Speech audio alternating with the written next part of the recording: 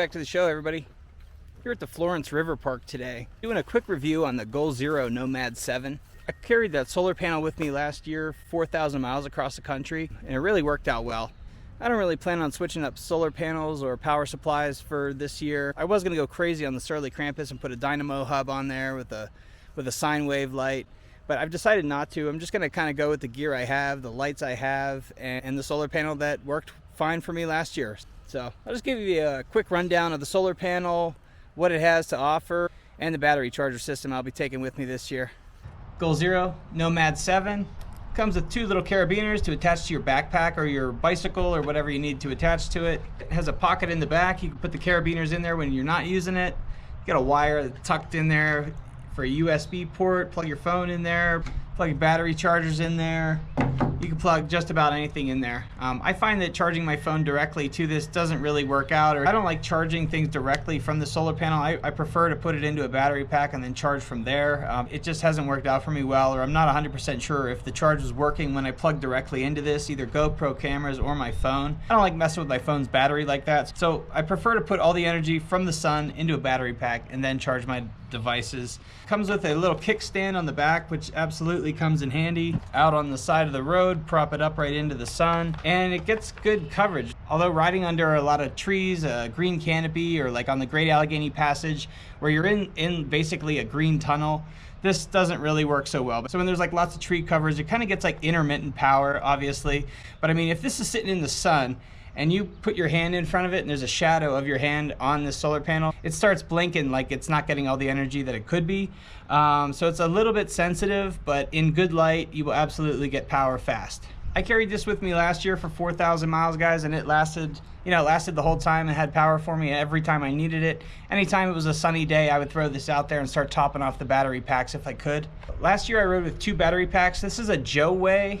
Pretty beefy power supply. Definitely has some weight to it. Weighs about 8 ounces. But I found this on the side of the road in Burlington, Vermont on my New England bike tour. It actually had an iPhone charger cord hanging out of it. I plugged it into my phone.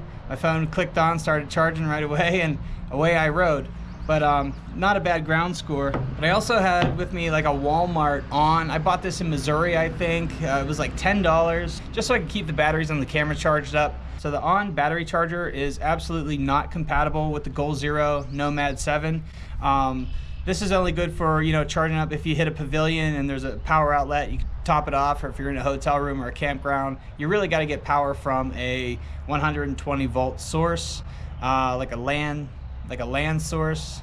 However, the Joe-Way would charge, but I feel like the charge that it was able to accept from the solar panel wouldn't last as long as if I charged this up in a house, so this takes like 8 or 9 hours to charge in a house, and this solar panel was telling me that I charged this up in like 3 hours and it would read full, but I would plug my phone in and after one charge it would be halfway through, where usually I get like 6, 8, 10 charges out of my phone. I could top off camera. This is one heck of a battery charger, but not 100% compatible with the Goal Zero. So after the bike tour, I wasn't 100% satisfied with the battery storage I had. So I went ahead and purchased two Goal Zero Flip 24s. These are absolutely compatible to the solar panel. These just clip right into the USB port that's on the Nomad 7, and you can tuck it into the zipper, zip it up, and it's in there for as long as it takes to charge, which is generally like 4 hours. But I can get 4 to 6 charges out of each of these. 100% compatible to the solar panel is really what I was going for. Looking back on the purchase now, I probably would have went for some bigger ones. I mean, why get two small ones? I could have got two just a little bit larger ones and had double the power. But anyway, this is what I went with. So on the Great Divide, I will be carrying these 4 chargers with me, as well as this Bucktooth, as well as this Buckshot Bluetooth speaker. This was given to me as a Christmas gift. It's not necessarily an item that I would have purchased. I don't really listen to music a lot out on the road. I'm not like blasting it riding down trails, but this little machine is actually very versatile. So this actually works as a flashlight, a lantern, a battery charger, and a Bluetooth speaker. This thing kept me out of a bind a few times where my phone had died and all my battery packs were drained. There wasn't any solar power. I couldn't get any. I could charge my iPhone up with this twice, and this charges very fast. So I will be taking this with me because of the light, because of the charge capability, and I don't know, I got some tunes out on the trail. You can't mess with that. Also in the battery charging arsenal is the DJI Mavic Mini 3-port battery charger. So I bought this last year after I crashed my drone in Ouray, Colorado. Look at that.